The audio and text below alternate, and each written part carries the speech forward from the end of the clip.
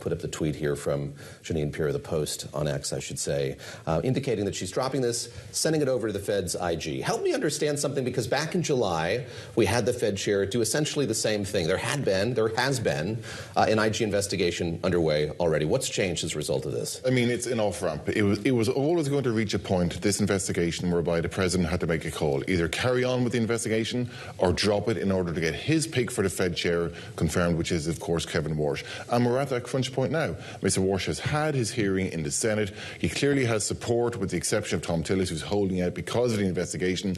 Obviously, the off-ramp here is drop the investigation, you get your candidate confirmed, and you move on with your agenda for the Fed. Now, we're not quite there yet. Sounds so easy. It sounds so easy. It's an element of a shocked but no surprise here type thing. But we don't yet know, of course, how Senator Tillis will respond to this. Is it going to be enough for him or not?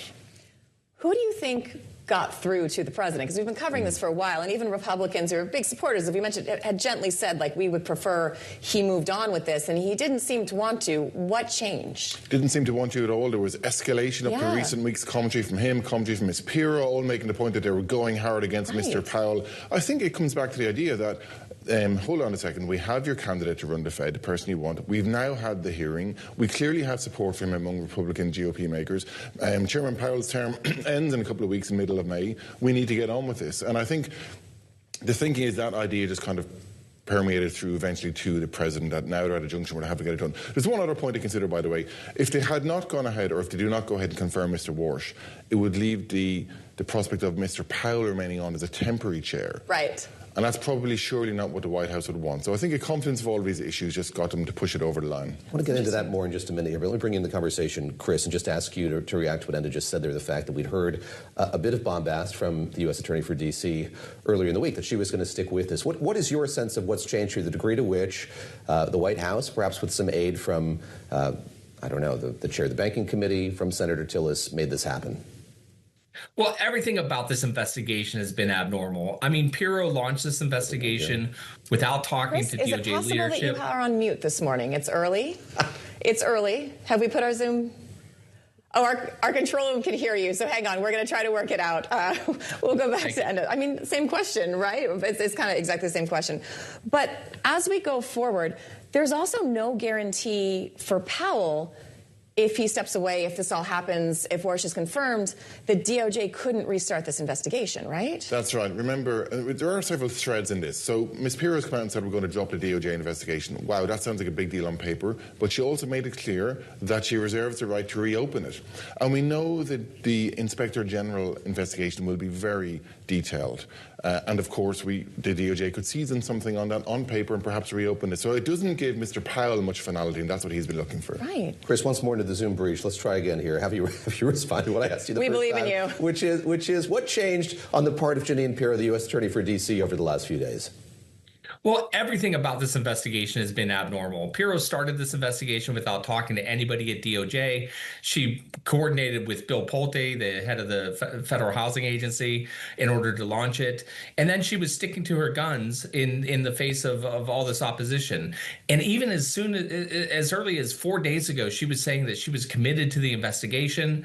And then, obviously, yesterday, she dropped the investigation. And if you look at even, the language she used, she is not willingly doing this. She was clearly leaned on in order to do it. She said that there has been a referral over to the Fed, IG, in order to do the investigation, but she reserves the right to resume the investigation. And it remains to be seen if that's going to satisfy Republican senators like Tom Tillis when she's out there saying that she might resume the investigation.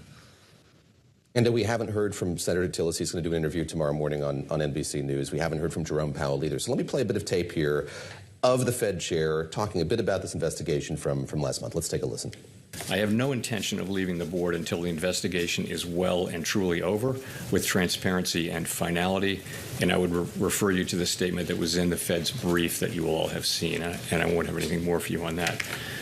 On the question of whether I will then continue to serve as a governor after my term ends and after the investigation is over, I have not made that decision yet. And I will make that decision based on what I think is best for the institution and for the people we serve. I linger on one phrase there, and that is his desire not to leave until the investigation is well and truly over. So here you have the DOJ effectively ending its investigation for now. I guess we can add that caveat to the end of that. But the investigation does continue at the behest of the U.S. Attorney. This now moves over to the IG's office. Will it be enough to satisfy Jay Powell? Does he feel like that investigation is well and truly over? Well, it's going to be a big judgment call because we know the IG, Inspector General inquiry, will be very detailed. I mean, recently, for example, they put out a report on overspend on laptops at the Federal Reserve that was detailed with prices, with photographs, you name it. So I'd imagine their investigation into multi-billion-dollar renovation is probably going to turn up issues. And the question then becomes, could any of that be used by the DOJ to resurrect the investigation? That's going to be the big call for Chair Powell. Just to be clear, it's unusual for him while his term as chair ends in mid-May, he's allowed to stay as a governor. Till 28. Until the start of 2028, and that's what's kind of unusual in all of this. Chris, I mean, similar in that vein, Bloomberg opinion columnist Jonathan Levine wrote that Powell should take the win and leave when his term expires. Is there any leverage, any way to get any kind of an immunity deal out of DOJ? I haven't heard any talk about that. I'm assuming that's not on the cards. But what do you think? Should Powell just go gently into that good night, or should he get some guarantees before he gives away his leverage?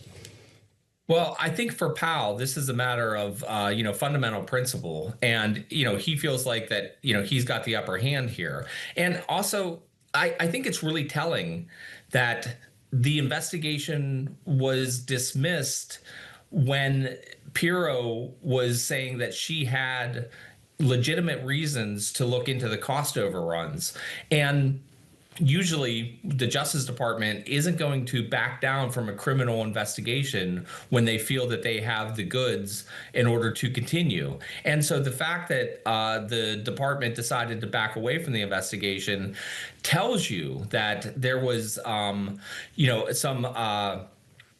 failures on the department's part to have the information that would actually result in a fruitful investigation. And so everybody was looking for an off ramp.